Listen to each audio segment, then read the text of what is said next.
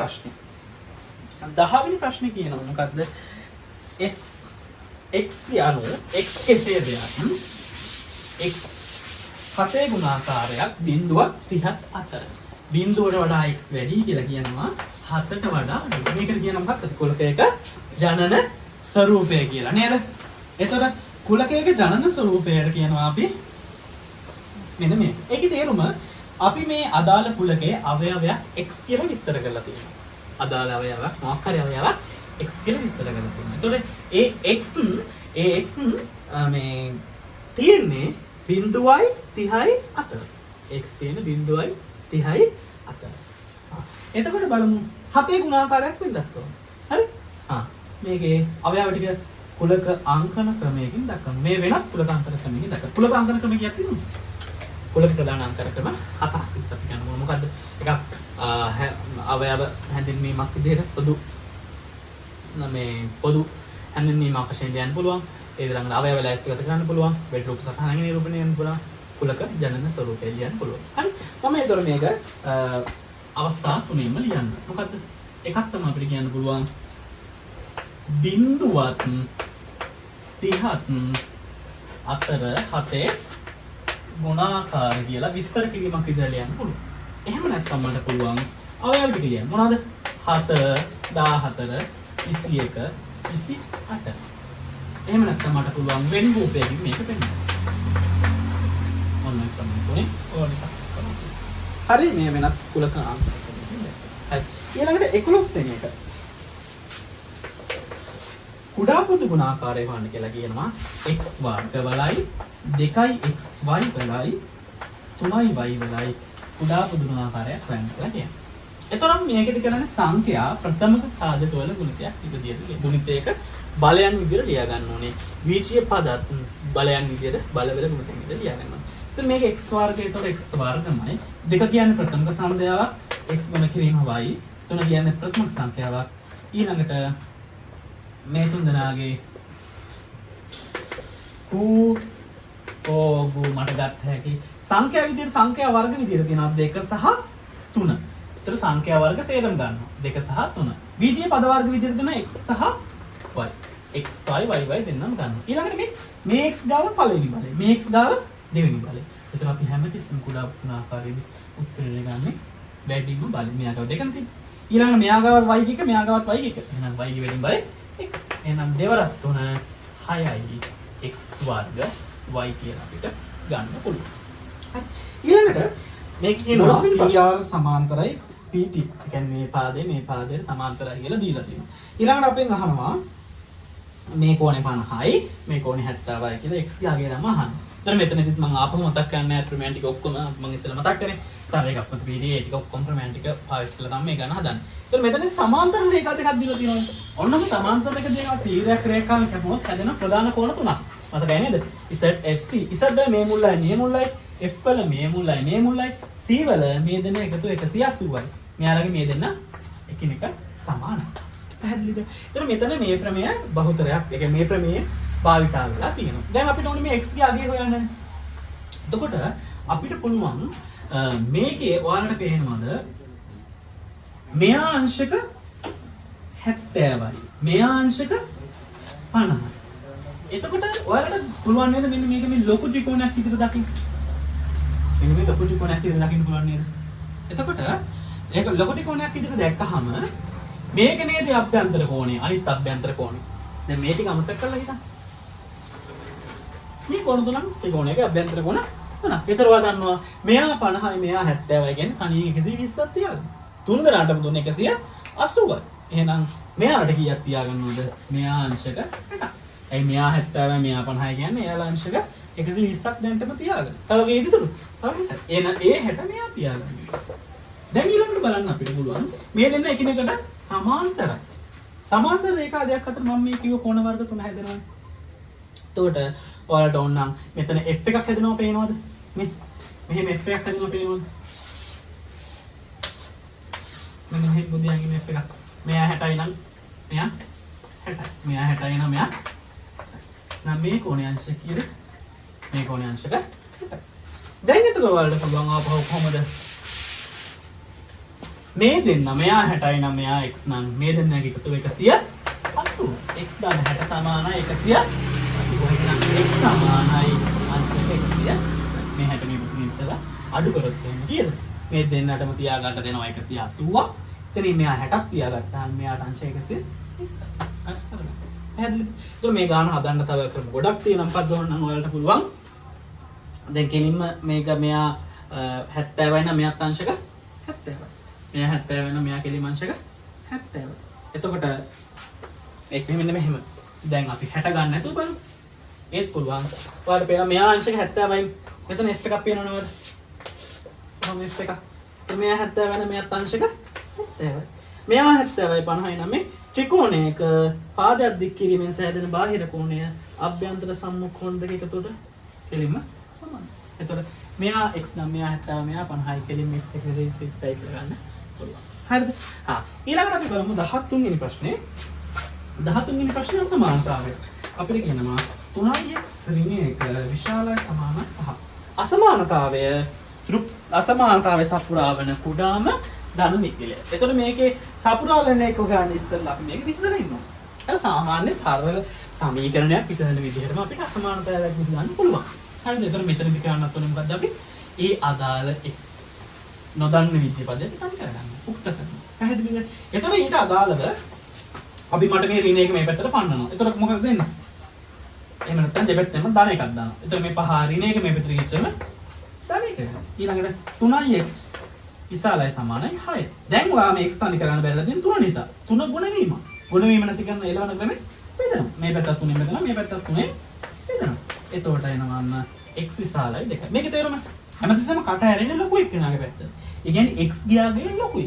කාට වඩාද? දෙකට වඩා. එතකොට අපි මේක අපිට පෙන්වන්න කියලා කියන්නේ කුඩාම ධන නිකල. ඒ කියන්නේ අපි සමානතාවයක දක්වන. එතන බිඳුව 1 2 3 ඍණ 1 බිඳුව. කොහොම තිබ්බොත් දෙකකෝ. මේ x ට එන්න පුළුවන් දෙකට වඩා පොඩි අගයක්ද ලොකු අගයක්ද? කට ඇරලා තියෙන. එහෙනම් x ට එන්න පුළුවන් දෙකට වඩා ලොකු අගයක්. එතකොට දෙක එන්න පුළුවන්. ඔව් එන්න පුළුවන්. ඇයි? මෙන්න මේ දෙකට සමානතාවයක් තියෙනවා. උතර දෙක එන්න පුළුවන්. එහෙනම් එන්න පුළුවන් ඒවා මොනවද? නිකන් අපි කොලයක් විතර දැක්කොත් දෙක එන්න පුළුවන්. තුන එන්න හතර ඔන්න ඔය ටික නේද? හරිද? එතකොට මේකේ ධන නිකිල සපුරාලන කුඩාම ධන දිගේ මම මේ ගත්තේ ධන නිකිල ටික. මේ ටික විතරක් නෙමෙයි එන්න පුළුවන්. මේ ඔක්කොම එන්න පුළුවන් 2.5 2.6 දැන් මේ එකක් බං ගත්තේ මේ නිකිල ටික. හරිද? එතකොට ධන නිකිල ටික මේ ටික. එන්න පුළුවන් කුඩාම නිකිලේ කවුද?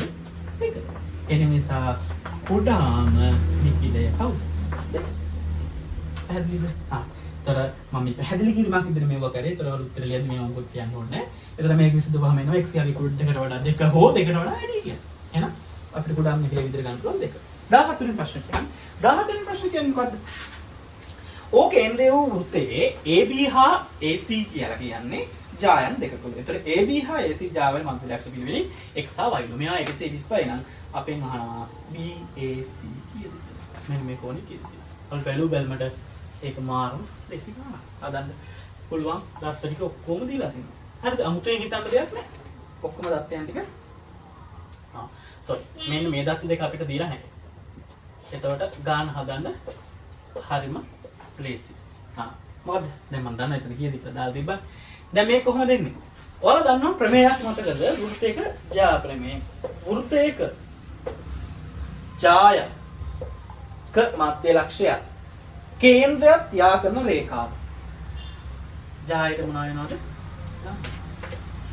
වෘත්තයක කේන්ද්‍රයක් ජායක මැද කියලා හංගෙත් ගන්න කොහොමද? මේ කැල සමානයි. මධ්‍ය ලක්ෂයක් යා කරන රේඛාව ජායට මොනවා වෙනවද? මෙන්න මේක තමයි පාවිච්චි කරන්නේ. මේක කේන්ද්‍රය. මේක ජාය. AB ජායක් කියලා ගන්න කියනවා. එතකොට එහෙම නොකියවත් ඔයාලට ගන්න පුළුවන්. එතකොට ජායක මෙයා මැද ඇයි? ඔන්න මේ කැලට මේ කැල සමානයි.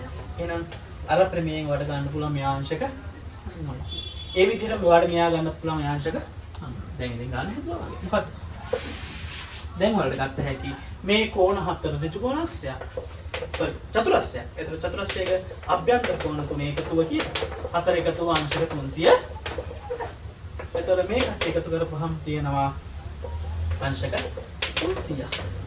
එහෙනම් ඔයාලට x ගන්න පුළුවන් අංශක 360න් අඩු කරනවා 300. මෙයා මෙහෙට පන්නන්න පුළුවන්.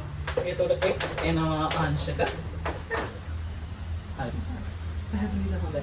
ඊළඟට බලන්න 15 වෙනි ප්‍රශ්නේ තියෙනවා. PQR ත්‍රිකෝණයේ පරිමිතිය 28යි. මේ ත්‍රිකෝණයේ පරිමිතිය කීයද කියන්නේ 28යි නම් ST පාදයේ දිගහම මොකද්ද? ST මෙයා. හරි? එතකොට PQR. මේක සම්පූර්ණ සමස්ත පරිමිතිය 28යි. එතකොට මතකද ඔයාලට මධ්‍ය ලක්ෂ්‍ය ප්‍රමේය? මොකද්ද මධ්‍ය ලක්ෂ්‍ය ප්‍රමේය?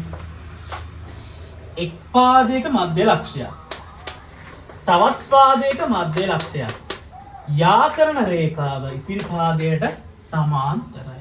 ඒ වගේම ඒ පාදයෙන් හරි ගොඩක්. මෙයා 2x නම් මෙයා x. මෙයා 10යි නම් මෙයා 5යි. එහෙම නැත්නම් මෙයා 4යි නම් මෙයා 8යි. මතකද මධ්‍ය ලක්ෂ්‍ය ප්‍රමේය? ඒකේ භාවිතයක් තමයි දැන් මෙතන තියෙන්නේ. ඒකේ දැන් බලන්න. මේ පාදයේ මධ්‍ය ලක්ෂ්‍යය මේ පාදයේ මධ්‍ය ලක්ෂ්‍යයට යා කරපුවාම මෙයා මෙයාට සමාන්තරයි. ඒ වගේම මේ පාදයේ දිගින් ඒකුණ යනවා. හරි? ඔන්න ඔකට භාවිත. ඊළඟට දැන් මෙයා 5යි නම් මෙයා කීයද? එයත් 5යි. මෙයා 4යි නම් මෙයාත් කීයද? එයා 4යි. එහෙනම් මේ පාදයේ සමස්තයෙන් 10ක් අල්ලගෙන මේ පාදේ 8ක් අල්ලගෙන 10යි 8යි 18යි. මොන පරිමිතිය කීයද කිව්වේ? 28න් 18ක් අඩු කරොත් කීයද දරුවෝ? 10යි. PR පාදේ 10යි. PQ පාදේ 8යි. 18යි 18යි. ඔක්කොම 28න් 18ක් දීපහම තව කීයද දරුවෝ? 10යි. එහෙනම් QR පාදයේ සෙන්ටිමීටර් 10යි. එහෙනම් අපිට ගත්ත හැකි මොකද්ද? ST කියන්නේ භාගයක් QR. එහෙනම් සෙන්ටිමීටර් 10 දෙකට බෙදුවා කීයද? सेंटीमीटर ऐ 10න් භාගයක් නේද? හරි. ලේසි. ඊළඟට 16 වෙනි ප්‍රශ්නේ කියනවා 11 ශේණි සුසුල් කරන සෞන්දර්ය විෂයන් ගැන තමයි කියලා තියෙන කතාව. ඒතර නැටුම් හදාන්නවලු සිසුන් 45. නැටුම් කීයද? 45. ඒතර මේක මම ක්‍රම දෙකක් කියලා දෙන්නම්. බල ක්‍රම දෙකෙන් කැමති දෙයකට හදාන්න පුළුවන්. එතකොට එක අංශක කීයක් නැටුම් කරනවද? අංශක 90. अंश කීයද? අංශක 90ක්. එතකොට 90ක් කියන්නේ කීයද? 45ක්. අංශක 90ක් කියන්නේ 45ක් නම් නාට්‍ය අහන්න. නාට්‍ය කෝණේ ඉස්සලා හොයලා ඉන්නවා. මොකද නාට්‍ය කෝණේ? නාට්‍ය කෝණේ කොහොමද ගන්නේ? මෙයා 4 දෙනාට එකතු 360යි. මෙයා 140 මෙයා 70 ගෙන් 210යි. මෙයා 90යි 300යි. එහෙනම් මෙයා අංශ කීයද? නාට්‍ය කෝණයේ අංශක 60. හරිද? එතකොට මේ මුළු සෙට් එකම තියාගන්න 360ක් අනිත් කට්ටිය ඔක්කොම 300ක් තියාගෙන ඉවරයි. එහෙනම් මෙයාට ඉතුරු වෙන අංශක 60. හරිද? ඒ නිසා දැන් තාරකය අංශක 90ක් කියන්නේ කී දෙනෙක්ද ළමයි? 45ක්. එහෙනම් අංශක 60ක් කියන්නේ කීයද කියලා වල මේ තාරකය කියන්නත් පුළුවන්. එතකොට මේ බිඳුවට මේ බිඳුව කැපෙනවා. 9 වරක් 1යි 9 වරක් 5යි. 5 වරක්යි 10යි. එහෙනම් නාට්‍ය කරනවා සිසුන් කීයක්ද? නැත්නම් ඔයාලට මෙහෙම තර්කයක් දෙන්න පුළුවන්. මම අංශක 90කින් පුද්ගල කීයක් පෙන්නනවද? අංශක 90කින් පුද්ගල කීයක් පෙන්නනවද? එතන අංශක මේ පැත්තේ පෙන්නන අපි සිසු මේක ලියා ගන්න. ඉතින් ලියාගත්ත තවලක් නෑ. ඒතර අංශක 90කින් පුද්ගල කීයක් පෙන්නනවද? අංශක පුද්ගල 45යි. දැන් අපිට මේක සරල කරන්න පුළුවන්. දෙපැත්තම 10ෙන් බෙදනවා. එතකොට එනවා අංශක 9කින් පුද්ගල දෙපැත්තම 10න් බෙදෙන්නේ නැහැ. ඒ නිසා 5න් බෙදුවා. එතකොට එනවා මේක 5න් බෙදුනොත් කීයද අංශක 18යි. ඊළඟට මේක 5න් බෙදුනොත් අංශක 9යි. දැන් ඔයාලට බලන්න දෙපැත්තම 9න් බෙදන්න. එහෙනම් අංශක 2කින් පුද්ගල කීයද නේද? පුද්ගලයෙක් කියන්නේ. ඊට පස්සේ ඔයාලට තර්කයට යන්න. දැන් අපි නාට්‍ය වලට අදාළ අංශක 60යි කියලා නේද කියන්නේ? අංශක 2 අංශක කීයක් කරාද? 60ක්. 2 60ක් වෙන්නේ කීයෙන් වැඩි කරොත්ද? 60න් වැඩි. 30න් වැඩි කරොත්. එහෙනම් මේ පැත්තට අනිවාර්යෙන් කීයෙන් වැඩි වෙනවද? 30. එහෙනම් ඊට අදාළ සිසුන් ගාන කීයද? 30. හරි. ඒතර ඔයාලට මෙන්න මෙහෙම තව සරල කරන්න පුළුවන් මේක. කෙලින්ම මෙහෙම යන්න පුළුවන්. දක්ෂ ඒ කියන්නේ පුළුවන් ළමයි. අංශක 90කින් පුද්ගල 45යි. ඒතර ඔයාලට දෙපැත්තම පේනවා 45න් බෙදනවා කියලා පේනවනේ. ඒතර ඔයාලට ගත්ත හැකි අංශක දෙකකින් පුද්ගල එක්කෙනා. එහෙනම් මම අංශක 60කින් හොයනවා. මෙයා 30න් වැඩි කරනවා. මෙයා අංශක 30න් වැඩි කරනවා. එහෙම ගත්තත් උත්තරේ පැහැදිලිද? ඒතර මේ ක්‍රමයට හදන්න පුරුදු වෙන්න ළමයි මේ ක්‍රමයට හදන්න හැකි. මේ ක්‍රමයට තේරෙන්නේ නැත්නම් පැටලෙනවා. ඒ කියන්නේ මේක කොහොමද 360 එනවා දාරකින් කිය පැටලෙන ළමයිට මේ පොන්චි තාරකයකින් ගාන හදන්නත් පුළුවන්. හරි? ඒතර ක්ලාස් තුන ළමයි දන්නවනේ මේ තාරකේ හදන්නදී. ඒතර ඒ විදිහට ගාන හදා ගන්න පුළුවන්. හරි? ඊළඟට බලන්න අපි 17 වෙනි ප්‍රශ්නේ. 17 වෙනි ප්‍රශ්නේ බලන්න. 17 වෙනි ප්‍රශ්නේ කියනවා රූපයේ දී ඇත්තේ ඕ කේන්ද්‍රයේ වූ වෘත්තයකි. ඕ කේන්ද්‍රයේ වූ වෘත්තයක්. ඊළඟට මේකෙන් තමයි මේ කතාරියක් අහලා තියෙන්නේ. එතකොට මොකද්ද? AOD සමානයිලු දෙකක් ABD. මතකද මේකේ පාවිච්චි කරන්නේ මෙන්න මේ වෘත්ත ප්‍රමේයය. මොනවද වෘත්ත ප්‍රමේය? කේන්ද්‍රයේ වෘත්තයේ මත පිළි ලක්ෂ දෙකක්. කේන්ද්‍රයේ මත ආපාදිත කරන කෝණය, පරිධිය මත ආපාදිත කෝණය දෙකයි. මෙයා x නම් මෙයා 2x. මතකද? ඊළඟට එකම ඛණ්ඩයේ කෝණ විශාලත්වය සමාන. මතකද? මෙයා x නම් මෙයා x නම් මෙයා x කියන්නේ එකම ලක්ෂ දෙකෙන් පටන් ගන්න ඕනේ. පරිධිය මත ආපාදිත කෝණ ඔක්කොම විශාලත්වය සමානයි. එතකොට දැන් බලමු අපි ඊළඟට තව ඉතින් අර කලින් කතා කරා ජායක කෝණ තියෙන තව ත්‍රිකෝණ වෘත්ත ප්‍රමේයන ගොඩක් තියෙනවා. එතකොට බලමු මේ ගාණය දෙන්නේ අපි මෙන්න මේ ප්‍රමේයන් දෙක. එතකොට මේ කියන AOD කෝ AOD AOD මෙන්න මේ කෝණය. ABD මේ කෝණය වගේ දෙගුණයක්. ඇත්තද? ඔව් ඒකයි. මෙයා පටන් අරන් ඉන්නේ A ගෙනුයි D ගෙනුයි. මෙයා පටන් අරන් තින්නේ A ගෙනුයි D ගෙනුයි. එකම ලක්ෂ දෙකෙන් පටන් අරන් කේන්ද්‍රය ඇල්ලුවා පරිධිය ඇල්ලුවා. මේ කේන්ද්‍රය ඇල්ලුවා පරිධිය ඇල්ලුවා. මෙයාගේ දෙගුණයක් නේද? එහෙනම් මෙයාගේ දෙගුණයක් නෙමෙයි මෙයා. එහෙනම් AOD කියන්නේ අර ඒකේ දෙගුණයක්. එහෙනම් මේ ප්‍රකාශය හරි. ඊළඟට ABD සමානයිලු ACD. ABD ACD මේකනේ දෙන්නම් පටන් ගන්න තියෙන්නේ. A ගෙනුයි D ගෙනුයි. එතකොට ABD කියන්නේ එකක් ACD කියන්නේ එකක්. මේ දෙන්නම එහෙනම් එකම ඛණ්ඩයේ කොහොම එහෙම මේ දෙක විශාලත්වයෙන් සමානයි. හරි හොඳයි. ඊළඟට යන්න අපි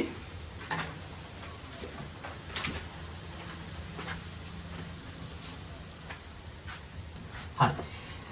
බලන්න 18 වෙනි ප්‍රශ්නේ කියනවා රූපයේ දීර්ඝ දත්ත අනුව A සිට B පෙනෙන ආකාරය ආහාරෝහණ කෝණ ඇසුරු විස්තර කරන්න. A ගේ ඉඳන් B පේන. ඒ කියන්නේ මෙතන ඉඳන් මෙයාව පේන විදිය පෙන්වන්න. ඒකට ප්‍රධාන වශයෙන් කියනවා මොකද්ද? එකක් තමයි කියන්න ඕනේ මේකේ කෝණය. අවරෝහණ කෝණ ඇසුරෙන්. අවරෝහණ කෝණය කියන්නේ මොකද්ද? S මට්ටමින් පහළ බලද්දී අර S මට්ටම අතර පහළ බලද්දී S මට්ටම වෙනස් වෙන කෝණයක් අතර තියෙන සමානයි. කියන්නේ මෙන්න මේක නේද යහන්නේ. ඒතර මේ ආංශක 90යි. එහෙනම් මේ ආංශක 70යි. ඒතර අපි හිතන්නේ මොකද්ද? A සිට අංශක 40ක අවරෝහණ කෝණයකින්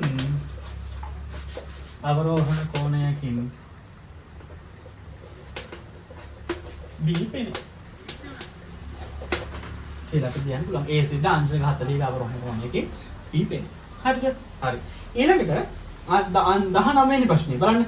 මේ කියන එදිසත් එක අනුක්‍රමය වෙනවා. අනුක්‍රමණය වෙන ප්‍රධාන ක්‍රමයක් තමයි ඛණ්ඩාංක දෙක ඇතුළේ y ඛණ්ඩාංක අන්තරය බෙදනවා x ඛණ්ඩාංක අන්තරය. ඒකට අපිට ඛණ්ඩාංක දෙකක් ඕනනේ. එක ඛණ්ඩාංකයක් තියෙනවා මෙතන 6 5 කියලා. අනිත් ඛණ්ඩාංකය මෙතන ඛණ්ඩාංකයක් ගන්නවා.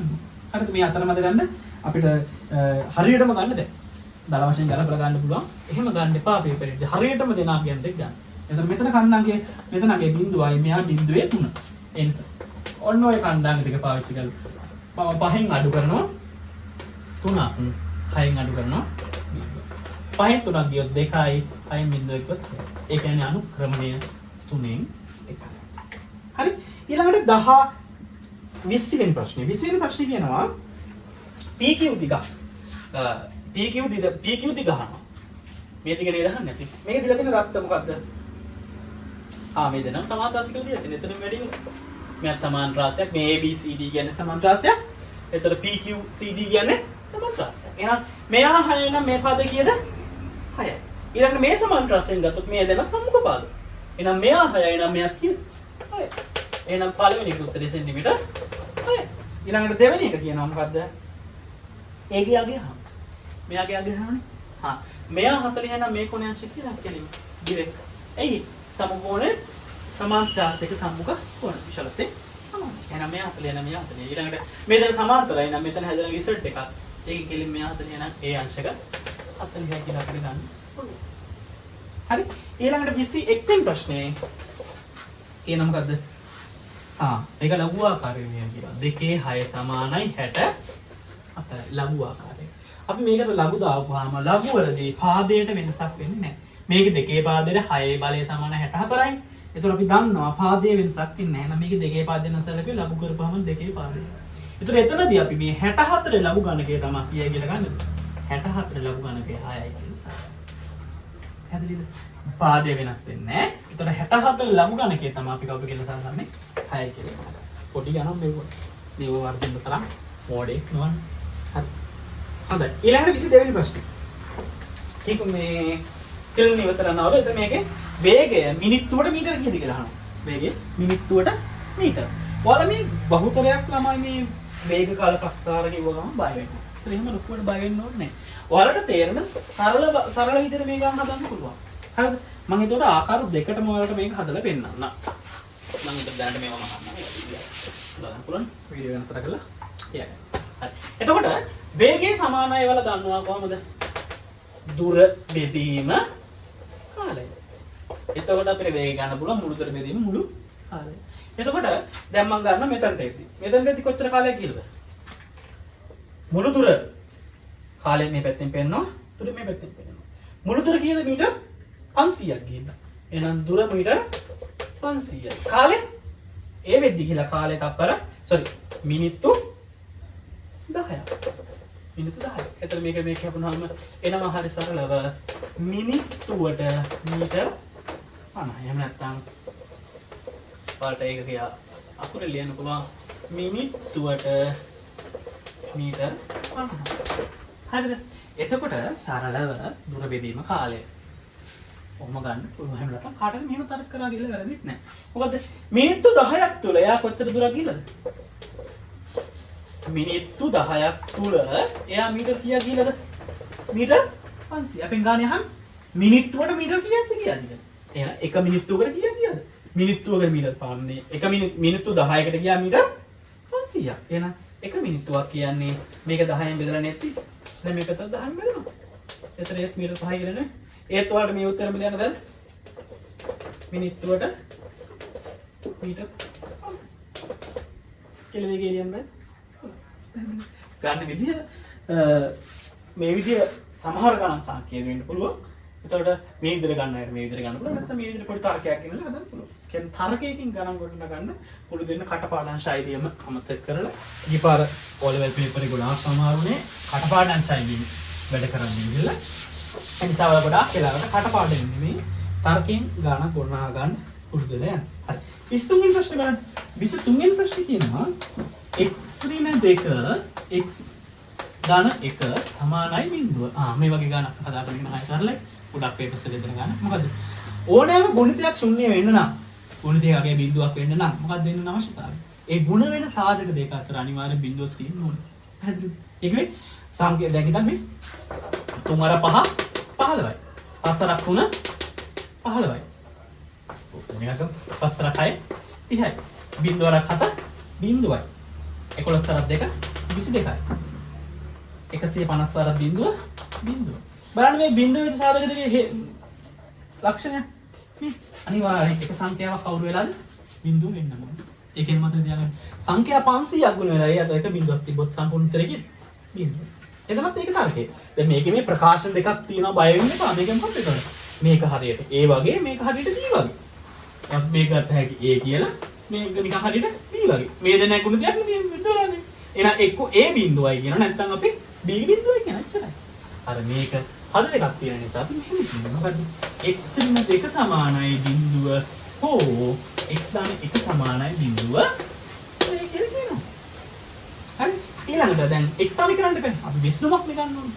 එතන මේ ඍණ දෙක මේ පැත්තට පැන්නුවාම මොනවද වෙනවද? ධන දෙක. එහෙනම් x තියාගේ දෙකේදී හෝ x සමාන ධන එක මේ විදිහට ඍණ 1. ඒ මොනවද මේ විශ්නුම කියන්නේ? බලන්න x දෙක දාලා දෙකෙන් දෙක කරපුවොත් බිඳුවයි. 2යි 3යි 3 අර බිඳුව ඍණ එක දැම්මා. ඍණ එකයි ඍණ දෙකයි ඍණ 3යි. එතන ඍණ එක දාන එක බිඳුව. ඍණ 3 වරක් බිඳුව.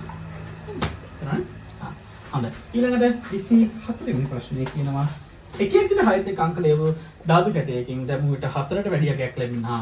මා දෙන්න පුළුවන් 1 සිට 6 තෙක් අංක දැම්ම 3යි 4යි 5යි 6යි. ඔන්න ඔය ටික නේද 1 සිට 6 තෙක් අංක නිදාදකයට උඩ දැම්ම එන්න පුළුවන්. එතකොට එතනින් අපෙන් අහන්නේ 4ට වැඩි එකක් කියමු. 4ට වැඩි කිව්වොත් 4 එනවද? 4ට වැඩි කිව්වොත් 4 එන්නේ නැහැ. හරි. එතකොට 5යි 6යි. එහෙනම් අවයව දෙකක් තියෙනවා. ඔක්කොම වැඩියක් තියෙනවා. 6යි. එහෙනම් සම්බන්ධතාවය 6න් 2යි නැත්නම් 3න් 1යි කියලා සරල කරලා දෙන්න පුළුවන්.